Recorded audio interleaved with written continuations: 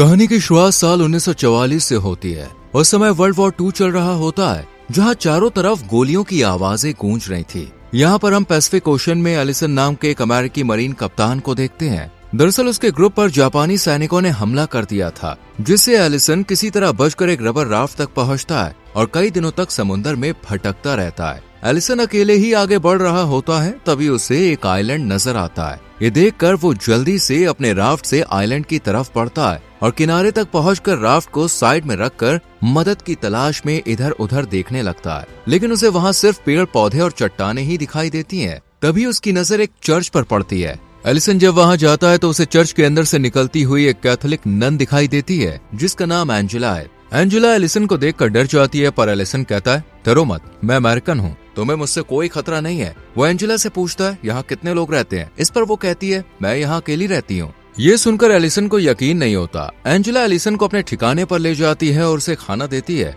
Allison उससे पूछता है, तुम यहाँ अकेली क्यों रह रही हो? एंजेला कहती है, मैं एक पादरी के साथ इस आइलैंड पर आई थी। हमें कुछ बुजुर्ग पादरी को जापानी सैनिकों से बचाकर निकालना था, लेकिन जब हम यहाँ पे पहुँचे तब तक जापानी पहले से ही आइलैंड पर आ चुके थे और वो उन पादरियों को पकड़कर अपने साथ ले जा चुके थे।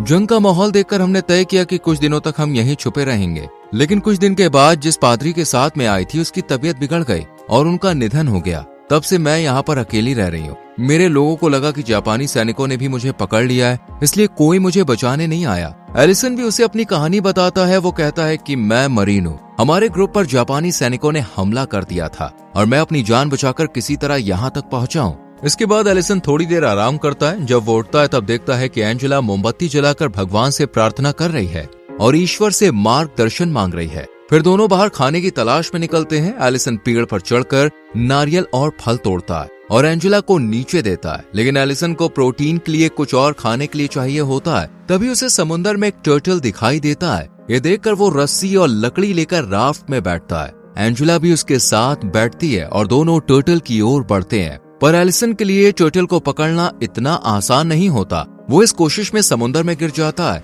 मगर एंजेला की मदद से वो टर्टल पकड़कर दोबारा राफ्ट में आ जाता है। इसके बाद एलिसन आइलैंड में लौटकर टर्टल को पकाता है और खाता है। वो एंजेला से कहता है, इस आइलैंड में हमारे पास सब कुछ है, अगर कोई हमें बचाने ना भी आए तब भी हम जिंदा रह सकते हैं। एंजेला उससे पूछती है, तुम्हारे घर में कौन कौन है? एलिसन कहता है, मैं अनाथ हूँ। मैं 14 साल तक अनाथ आश्रम में रहा हूँ। पढ़ाई पूरी करने के बाद मैंने आर्मी ज्वाइन करने का फैसला किया, क्योंकि मैं अपने देश के लिए कुछ करना चाहता था। एंजेला भी उसे बताती है, मैं भी अनाथ हूँ, मुझे ईश्वर पर बहुत ज्यादा भरोसा है, इसलिए मैंने नन बनने का फैसला किया। इससे मुझे बहुत खुशी मिलती है और मैं लोगों को सही राह दिखाना चाहती हूँ। एलिसन और एंजेला एक दूसरे से काफी अलग होते हैं। एंजेला बहुत ही शांत स्वभाव की होती है। वो भगवान पर बहुत भरोसा करती है और नियमित रूप से प्रार्थना करती है,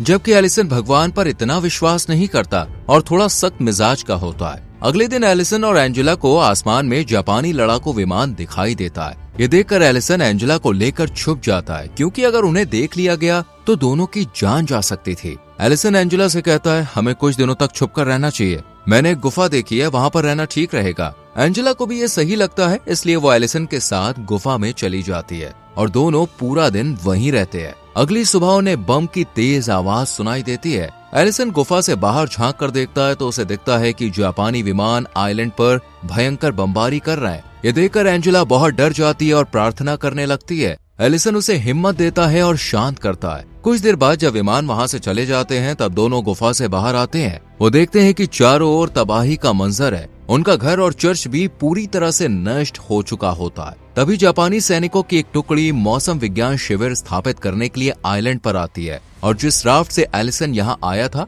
उसे भी नष्ट कर देते हैं। उन्हें देखकर एलिसन और एंजेला फिर से गुफा में छुपने को मजबूर हो जाते हैं। उनके आसपास जापानी सैनिक घूम रहे होते हैं। ये देखकर एलिसन सतर्क हो जाता है और एंजेला को एक और जाने को कहकर चाकू लेकर खड़ा हो जाता है, लेकिन वो सैनिक गुफा के अंदर नहीं आते और वहाँ से चले जाते हैं। यहाँ एंजेला एलिसन से कहती है कि मैं खुद को जापानी सैनिकों के हवाले कर देती हूँ। मुझे उम्मीद है कि मेरे जैसे नन को वो कुछ नहीं करेंगे। इससे तुम्हें मौका मिलेगा यहाँ से भागने का। वो ये भी कहती है कि हमारे पास खाने के लिए कुछ भी नहीं बचा है, लेकिन एलिसन उसकी बात नहीं मानता और कहता है कि हम ये रिस्क नहीं ले सकते। वो तुम्हारे साथ कुछ भी कर सकते हैं, हमें यहीं छिपे रहना होगा। शाम को एलिसन गुफा से बाहर आता है। वो देखता है कि जापानी सैनिकों ने कई कैंप बना लिए हैं। उनसे बचते हुए वो दूसरी ओर मछली पकड़ने जाता है, लेकिन कुछ जापानी सैनिक उसे देख लेते हैं। तब एलिसन मरा हुआ होने का नाटक करता है। ये देखकर उन्हें शक नहीं होता और वो वहां से चले जाते हैं। इसके बाद एलिसन मछली पकड़कर वापस गुफा में आता है और एंजेला के साथ मछली खाने लगता है।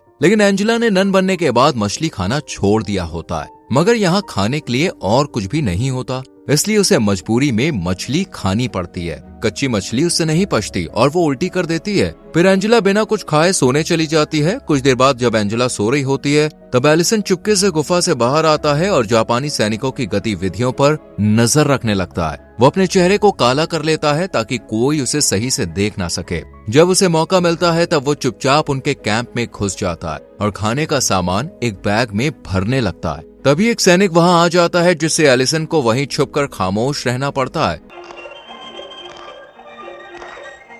उसे वहां से भागने का मौका नहीं मिलता और स्थिति बहुत खतरनाक हो जाती है, जिससे उसे पूरी रात वहीं रहना पड़ता है। अगली सुबह जब सभी जापानी सैनिक कैंप के बाहर ट्रेनिंग में व्यस्त होते हैं, तब एलिसन धीरे धीरे बैग लेकर बिना देखे बाहर निकलता है और एक जगह जाकर छुप जाता है। उधर एंजेला जब उठती है तो गुफा में एलिसन को नहीं पाती। ये देखकर वो घबरा जाती है और उसे लगता है कि शायद एलिसन मारा गया, जिससे वो रोने लगती है। वहीं एलिसन जापानी सैनिकों से बचते हुए गुफा में वापस लौट आता है। उसे सही सलामत देखकर एंजेला बहुत खुश होती है। एलिसन उसे बताता है कि मैं खाने के लिए कैंप में गया था, लेकिन एंजेला उस पर गुस्सा हो जाती है। वो कहती है, तुम मुझे बिना बताए चले गए, जिससे मैं बहुत डर गई थी। तब एलिसन कहता है, अगली बार से मैं ऐसा नहीं करूंगा। अगले दिन एलिसन एंजेला को एक फूल और एक कंघी गिफ्ट करता है, जिसे देखकर एंजेला खुश हो जाती है। वो एंजेला से पूछता है, क्या तुम अपनी नन जैसी जिंदगी छोड़कर नॉर्मल लाइफ नहीं जीना चाहती? इस पर एंजेला बताती है कि उसने अभी तक अपनी अंतिम प्रतिज्ञा नहीं ली है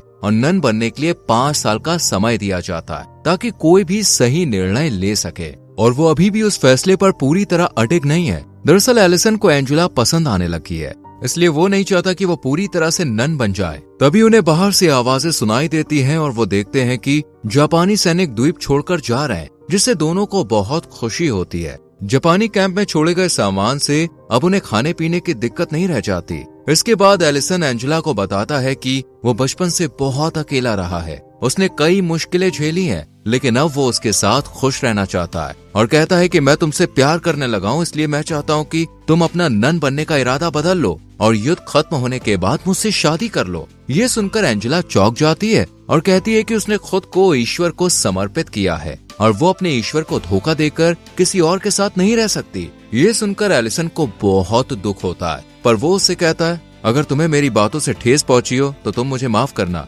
रात को दोनों खाना खाने के बाद बैठे होते हैं, तभी एलिसन को जापानी शराब की बोतल मिलती है और वो ज्यादा पी लेता है। नशे में वो एंजेला की प्रतिज्ञाओं को व्यर्थ बताने लगता है और कहता है कि वो एडम और ईव की तरह इस द्वीप पर फंसे हुए हैं, जिसे सुनकर एंजेला दुखी होकर बारिश में जंगल की ओर भाग जाती है और ठंड में वहीं सो जाती है। एलिसन उसे ढूंढता है लेकिन ढूंढ नहीं पाता। अगली सुबह वो बेहोश हालत में उसे पाता है। एलिसन एंजेला को गोद में उठाकर कैंप की ओर ले जाता है। तभी वो देखता है कि जापानी सैनिक लौट आए हैं, इसलिए वो एंजेला को लेकर गुफा में चला जाता है, जहां उसकी हालत और बिगड़ जाती है। फिर एलिसन अपनी जान जोखिम में डालकर जापानी कैंप में घुसकर कंबल और दवाइयां चुराता है, लेकिन एक सैनिक उसे देख लेता है, जिससे बचने के लिए एलिसन उसे चाकू मार देता है और लाश छुपा देता है। वापस आकर वो जल्दी से एंजेला के गीले कपड़े बदलता है और उसे दवा देता है और पहली बार खुद प्रार्थना करता है। अगली सुबह जब एंजेला होश में आती है तो पूछती है कि उसके कपड़े किसने बदले। तब एलिसन बताता है कि उसकी हालत देखकर उसने बदले थे।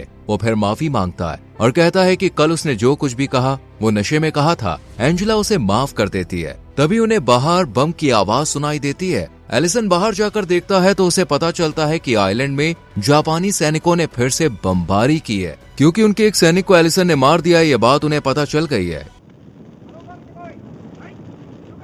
इसलिए वो लोग एलिसन को मारने के लिए चारों तरफ ढूंढ रहे हैं। एलिसन जब एंजेला को बताता है कि जब वो चादर लेने गया था तब एक सैनिक ने उसे देख लिया था, तो उसे आत्मरक्षा में मारना पड़ा। ये सुनकर एंजेला को बहुत दुख होता है और वो भगवान से माफी मांगती है। इसी बीच कुछ जापानी सैनिक खोजते हुए गुफा के पास आ जाते हैं। उनमें से एक कहता है, अगर कोई अंदर है तो बाहर आ जाओ, नहीं तो हम गुफा में ग्रेनेड फेंक देंगे। अब एलिसन और एंजेला के पास 2 ही ऑप्शन होते हैं, या तो वो सरेंडर कर दें या फिर ग्रेनेड से मर जाएं। दोनों बहुत ज्यादा डर जाते हैं। एंजेला प्रार्थना करने लगती है। उन्हें लगता है कि अब उनकी मौत निश्चित है। तभी बाहर जोरदार बमबारी होती है और वहां मौजूद जापानी सैनिक जोर जोर से चिल्लाने लगते हैं। इससे एलिसन समझ जाता है कि अमेरिकी नौसेना ने आइलैंड पर बमबारी शुरू कर दी है। एलिसन और एंजेला गुफा से बाहर आकर देखते हैं कि अमेरिकी नौसेना के विमान जापानी सैनिकों पर बमबारी कर रहे हैं। ये देखकर दोनों खुश हो जाते हैं। एलिसन कहता है कि अमेरिकी सैनिकों को लैंडिंग आसान नहीं होगी, क्योंकि जापानी सोल्जर 4 तोप अपने साथ लेकर आए थे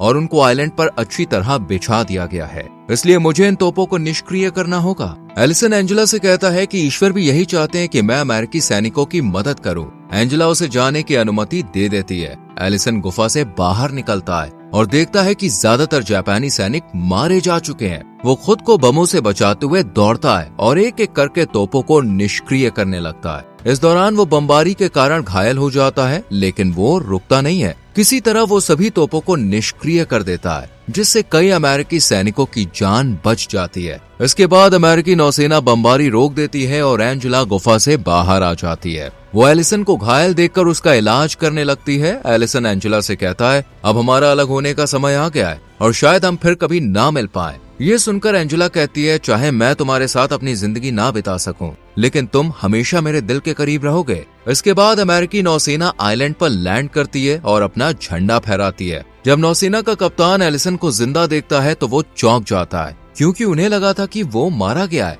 वो लोग एलिसन को स्ट्रेचर पर लेटाकर ले जाने लगते हैं